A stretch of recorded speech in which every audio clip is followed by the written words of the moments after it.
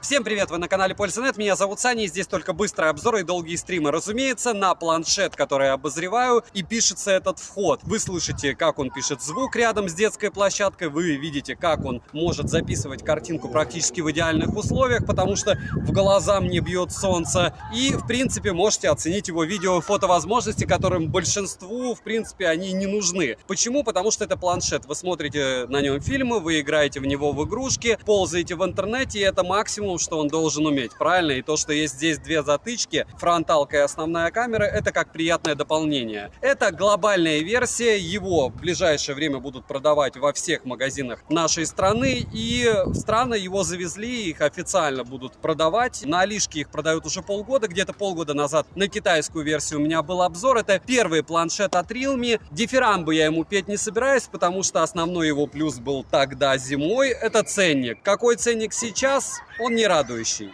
Но сам по себе планшет, если брать наш ритейл, наши цены и наше отношение к подобным железкам, стоит к рассмотрению. А вот как вы его будете и где брать, это же уже ваше дело, правильно? Смотрим. Сегодня, вопреки всему, несмотря ни на что, я расскажу вам про глобальную версию одного из планшетов, который я уже тестировал. Но тогда это была китайская версия, тогда очень странная прошивка была и остальные всякие неприятные дела. Вот эта вот штуковина, она глобальная, предоставлена была прямо от производителя, поэтому не пугайтесь ссылки, она, скорее всего, будет вести на какой-нибудь российский ритейл для нашего рынка, потому что здесь наклейка на русском языке. ПЗУ 64 гигабайта, оперативки 4 гигабайта, ультра тонкий, на 10,4 дюйма, на 7000 мАч, 18 Вт штатная зарядка, Dolby Atmos на борту и Helio G80. От того, что в Россию привезли, процессор лучше не стал. Напоминаю, что Helio это не лучший вариант, с одной стороны. С другой стороны, это супер бюджетник. Это из разряда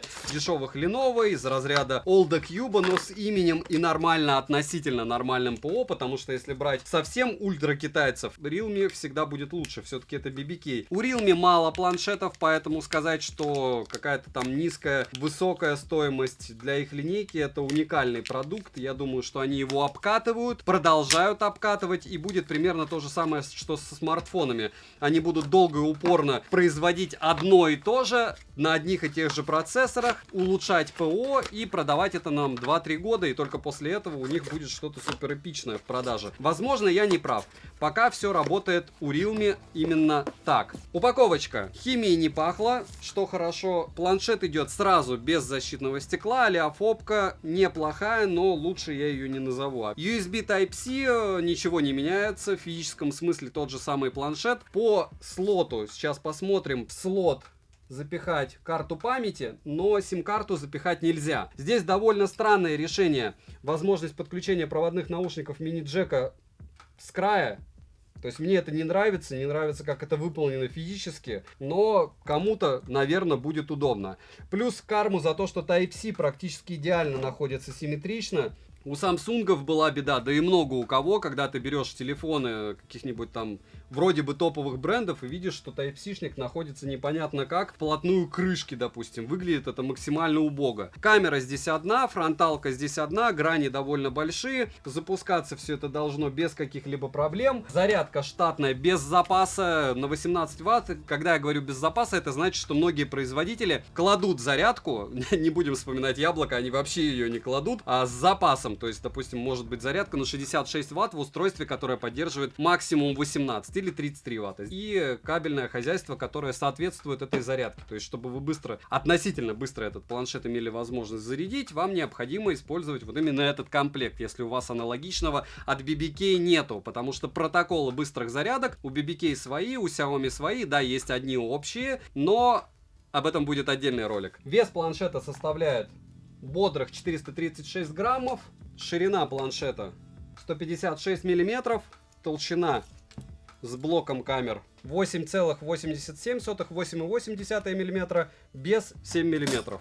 Ну, тоненький, маленький, удобный. Планшет на руках, буду тестировать. Вопрос прошивки, если новую запилили, то и мне будет интересно. Если нет, то не особо, но вам интересно будет точно. Смотрим. Розыгрыши моря, читаем описание, какие сейчас актуальны. Постоянный, разумеется, это 5 ми-бендов 6 серии. Разыгрывается за лайк, подписку и комментарий к любому видео. Не забывайте подписываться на телеграм-канал взаимопомощи. Там у нас больше 12 тысяч человек, и телеграм-канал скидок 47 тысяч. Я туда чего только не скидывал. И вивовский планшет новый появился, и оповский, и Realme Master Edition за 16 тысяч продавали сегодня. Поэтому смотрим, оцениваем и решаем, пока через Киви можно покупать и низкий курс. Приобрести данный планшет можно в золотой и серой расцветке. Внешний планшет смотрится хорошо, тыльная часть, как и рамки, выполнены из алюминия. Сборка за свою цену отличная, как и материалы. В руках лежит удобно, и прямые грани дискомфорта лично мне не доставляют, что хорошо, хотя опять же все равно будем покупать чехол. Печатать в вертикальном положении двумя пальцами удобно, тыльная часть потертости и царапины особенно не собирает, и отпечатки пальцев остаются по минимуму. На корпусе расположена кнопка питания, качели регулировки громкости, разъем USB Type-C по моим тестам версии 2.0, 2 микрофона, 4 стереодинамика, сертификация HRS Audio Dolby Atmos на борту. Звучание здесь действительно хорошее. Также есть мини-джек, который расположили не в самом удобном месте, я бы сказал, в самом неудобном, и прорезиненный слот на microSD до целого 1 терабайта, поэтому неважно, какого объема памяти вы будете покупать планшет, все равно запихать карту можно. Летим дальше. Планшет оснащен LCD-дисплеем на 10,4 дюйма с разрешением 2000 на 1200 пикселей WUXGA+.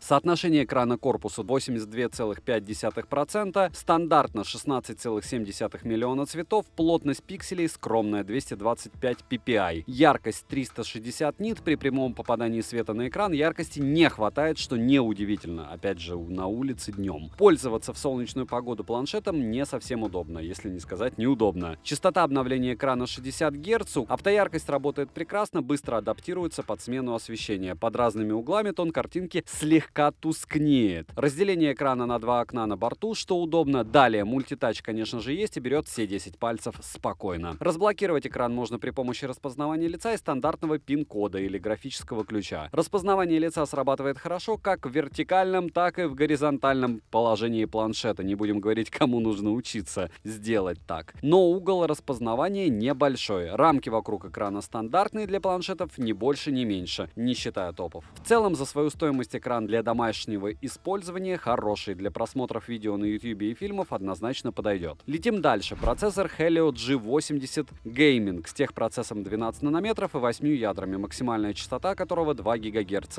Графический процессор Mali G53. Железо, как вы понимаете, довольно слабенькое для такого экрана. Тяжело ему это дело вывозить с этим разрешением. Интерфейс Realme UI 4Pad в версии 1.0 на базе Android 11. Не обновился он до 12, неизвестно, когда обновится. Оперативная память на 3,4 гигабайта, что очень мало. Внутренняя память плохая. eMMC на 32 или 64 гигабайта, я бы считал это основным минусом. Имеется поддержка Wi-Fi 5 версии, разговаривать по видеосвязи удобно. Микрофоны с функцией шумоподавления отрабатывают хорошо, вибромоторчика на борту нет, и это тоже фейл. Bluetooth версии 5.0, NFC-модуль, конечно же, планшет не имеет. Из навигации на борту GPS от GPS, Beidou, GLONASS. GPS-тест показывает 2-3 метра точности. Далее, емкость аккумулятора 7100 мАч, PC-марки выдал 10 часов 34 минуты, и осталось еще 20%. Тест я проводил, разумеется, на 60 Гц на максимальной яркости. Заряжается он с 0 до сотки от родного адаптера питания на 18 Вт за 2 часа 40 минут. Поедает за 30 минут просмотра видео на YouTube 7% по Wi-Fi, что хорошо. За час игры в Genshin Impact на высокой графике улетает 37%. Конечно же, играть невозможно, так как присутствуют одни сплошные лаги. Если выставить низкие настройки, то дела обстоят лучше, но не намного. В более легкие игры, к примеру, в тот же PUBG или танки, играть можно, опять же на минимальных настройках. Перейдем же к тестам. Тротлинг-тест проходит с неплохой стабильностью. 127 гипсов минимально, максимально 162 и в среднем 153 гипса на 100 потоках при 30 минутах. В Geekbench 5 в сингл-коре 351, в мультикоре 1299, 3D Mark показал Wildlife 696, Wildlife Extreme 174, Wildlife Stress Test 694, Wildlife Extreme Stress Test 176, Slingshot Extreme 1361, Slingshot 1882. В Antutu выдал выдал результаты 226 тысяч попугаев. Storage-тест показал 15 тысяч. На холодную 45-минутный стресс-тест прошел хорошо. Результаты вы можете наблюдать на экране. В тыльной части расположили основной модуль на 8 мегапикселей, LED-вспышки на борту нет. Запись видео доступна в максимальном разрешении 1080p 30 fps. Стабилизация как цифровая, так и оптическая отсутствует. Фронтальный модуль широкоугольный на 8 мегапикселей с углом обзора в 105 градусов. Находится по центру в боковой рамке. Максимальное разрешение для съемки видео 1080p 30 fps. На борту также есть Pro-режим для фотосъемки, вдруг кому-то понадобится. Короткие примеры вы сейчас увидите.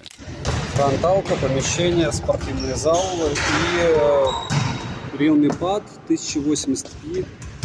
Ну, в целом, если разговаривать по тому же какому-нибудь скайпу, опять же, микрофоны, помним, что не из наушников, а с, собственно, самого планшета. Ну, неплохо.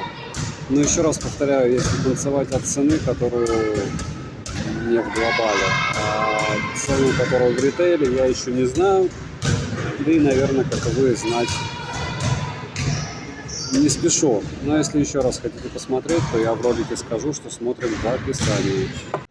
Тест основной камеры, планшет. Стараюсь вести плавно по столу. Спортзал, то есть помещение. Максимум у нас X у основной камеры. Вот такой. И можно, разумеется, делать фото, ставить на паузу. День Мурина фронталкой, как мне многие говорят. Саня, в принципе, хватает 6-7 секунд примера съемки для того, чтобы понять, как все работает. Я так не считаю. Потому что вот, допустим, слышите, мимо меня сейчас проезжал автобус. Можно было оценить, насколько хорошо отрабатывают шумодавы у микрофонов. Потому что не факт, что вы будете по планшету в идеальных условиях разговаривать. 2 – это цветопередача. 3 – это фризы. Допустим, тот же роллинг шаттер, он не всегда проявляется сразу. И, в принципе, мне есть что вам о нем рассказать. Грани огромные. Планшет не назвать топовым, с одной стороны, но если у вас нет соточки на прошку, либо вы не планируете покупать себе желейный iPad mini, обзорный, который, разумеется, был на экране, это даже очень ничего вариант такой. 1080p, и это основная камера, разумеется, вряд ли вы будете использовать это дело на улице, но если вдруг кого-то конкретно поставит жизнь в ситуацию, что телефон сломан, либо телефон стоит какого-то непонятного лешего дешевле, чем планшет, то вот так примерно планшет сможет снимать. Я не скажу, что с автофокусом здесь хорошо, но микрофоны должны отрабатывать, несмотря на ветер, неплохо.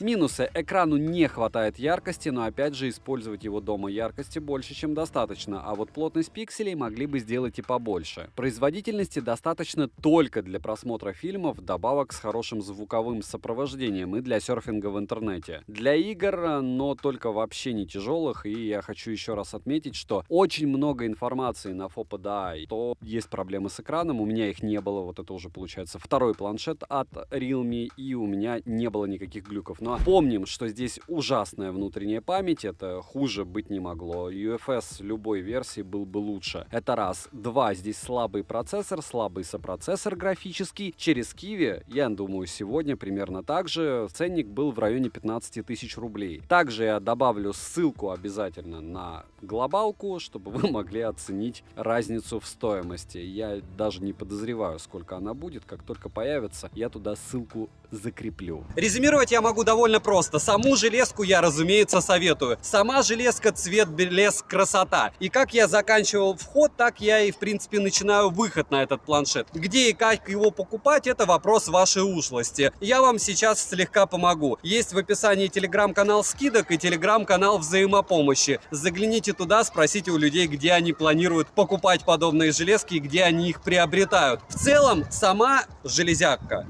очень сбалансирована, поэтому она в течение полугода раскупалась, в принципе, в мире очень даже неплохо, о чем говорят ее продажи. В целом, ПО не сказала и не приказала долго жить, я не читал про то, что у кого-то эти планшеты погибли. Сборка, претензий нет.